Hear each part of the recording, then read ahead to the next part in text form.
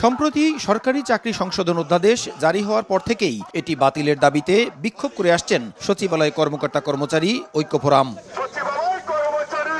পূর্বনির্ধারিত কর্মসূচি অনুসারে রোববারও সচিবালয়ে বিক্ষোভ মিছিল করেন কর্মকর্তা কর্মচারীরা।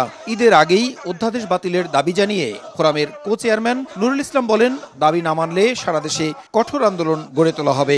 হাসি মুখে খুশি মনে আমরা ঈদ করতে যেতে পারি, আর যদি তা না হয় এই আন্দোলন এমন দুর্বার গতিতে চলবে যে আমরা সারা দেশব্যাপী অত্যন্ত দুর্বার গতিতে আন্দোলন চলবে, যে এই দাবির সাথে হয়তো আমরা বাধ্য হব অন্যান্য দাবি অ্যাড করতে। এদিন মিছিল নিয়ে খাদ্য ও ভূমি, পরিবেশ ও বন এবং বিদ্যুৎ জ্বালানি ও খনিজ সম্পদ উপদেষ্টার কাছে অধ্যাদেশ বাতিলের দাবিতে স্মারকলিপি দেন ঐক্য ফোরাম নেতারা। খাদ্য ও ভূমি উপদেষ্টা আলিমা মজুমদার স্মারকলিপি গ্রহণ করে বলেন, এটি কোনো একক উপদেষ্টার বিষয় নয়। সচিবদের সমন্বয়ে গঠিত কমিটি এ নিয়ে পর্যালোচনা করছে। আপনাদের ব্যাপারটা সচিব কমিটি আমাদের ভূমি মন্ত্রণালয়ের সচিবকে দিয়ে সচিবদের একটা কমিটি করেছে। তার সচিব আমাকে সম্পূর্ণ ইনফর্ম করেছে যে আপনাদের কি তাদের সুপারিশ করে গেছে, আপনারা আমাকে দিলেন। এখন অধ্যাদেশ করা বা করা এটা একক কোনো উপদেষ্টার ব্যাপার না, এটা উপদেষ্টা পরিষদের ব্যাপার।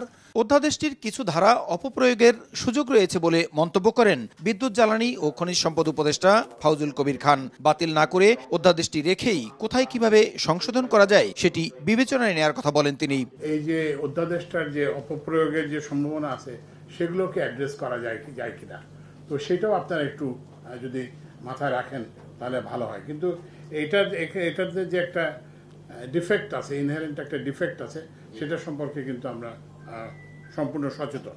সচিবালয়ের আইন কানুন মেনে এবং কর্মপরিবেশ ঠিক রেখেই কর্মকর্তা কর্মচারীদের আন্দোলন কর্মসূচি পালনের পরামর্শ দেন উপদেষ্টারা।